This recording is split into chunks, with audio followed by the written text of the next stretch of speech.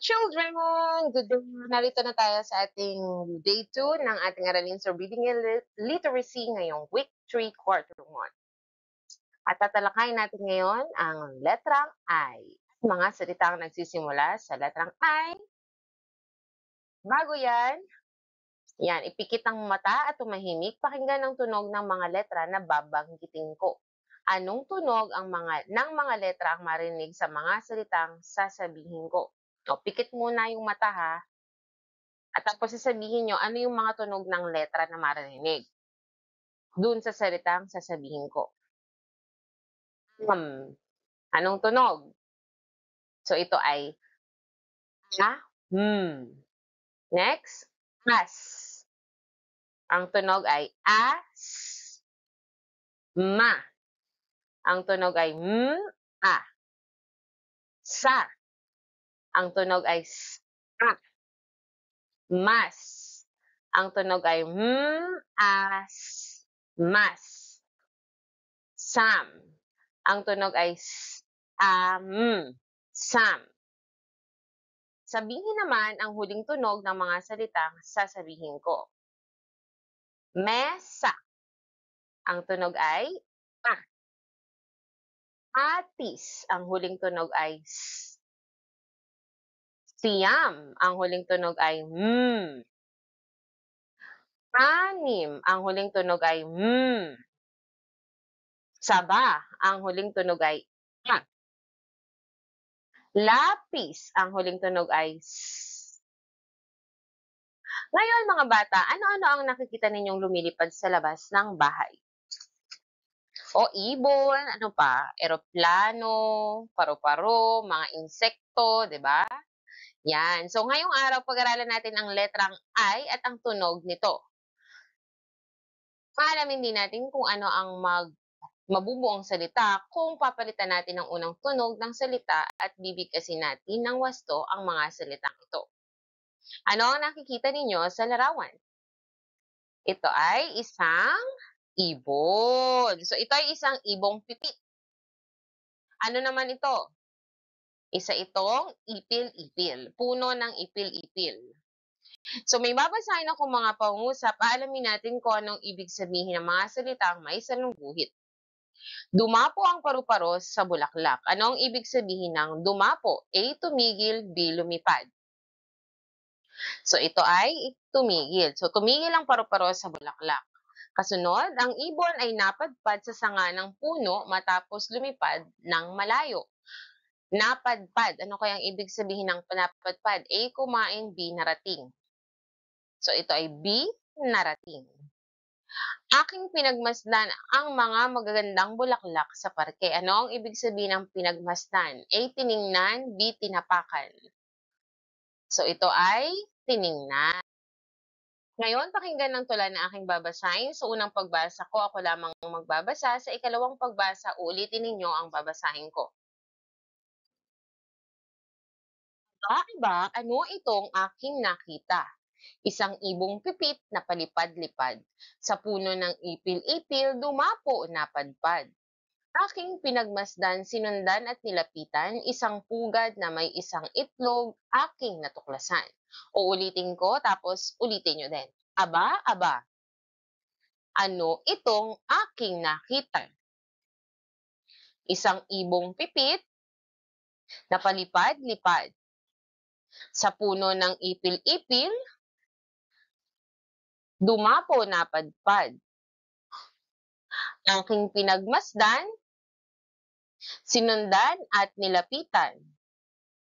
Isang pugad na may isang itlog, aking natuklasan. Sagutin natin ang mga tanong na ito. Ano ang nakita ng nagsasalita sa simula ng tula? Isang ibong pipit. Paano nilarawan ng ibong pipit sa tula? So ito ay palipad-lipad. Anong natuklasan na nagsasalita sa huli ng tula? So may natuklasan siyang isang pugad na may ilang itlog. Ito ay may isang itlog. So sa inyong palagay, anong gagawin kaya na nagsasalita sa natuklasan niya? Yan. So malamang titingnan niya to. Tapos, O, pero dapat hindi natin kukunin ng itlog. Ano, titingnan lang natin. Anong tunog nagsisimula ang isa, ibon, itlog, at ipil-ipil? So, ito ay nagsisimula sa tunog na I. Yan. So, anong letra ang may tunog na I? Ito ay I. O, ang tunog ng I ay I. So, ito ang malaking letrang I at ito naman ang maliit na letrang I. Yan. So, isulat nyo nga sa hangin ang malaking letrang I. Dapat nag-uumpisa kayo sa taas. Ganito. 1, 2, 3. O, ito naman. Ulitin natin. 1, 2, 3. Yung maliit na I naman. 1, 2. O, ganun lang, ha? So, sabihin ulit ang tunog ng I. I, I, I. I, I, I. Ano ang tunog ng letrang I? Letrang I, letrang I. Ano ang tunog ng letrang I? I, I, I. So, anong mga salita kaya ang nagsisimula sa tunog na I?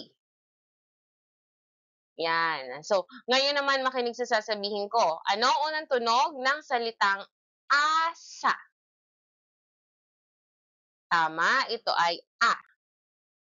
Kung papalitan natin ang unang tunog ng I, ano ang mabubuong salita? Ito ay isa. Anong unang tunog ng salitang sama?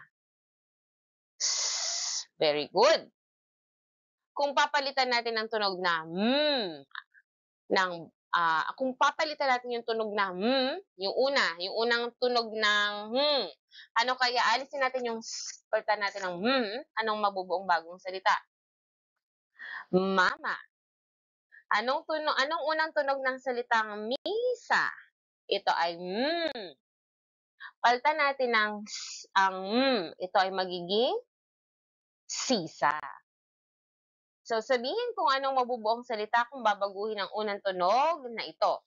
Mama, palitan ng ang unahan. Ito ay sama. Ama, palitan ng yung A sa unahan ng I. Ima. Sisa, palitan ang ng Ito ay magiging misa. Asa, palitan ng A ng I, magiging isa.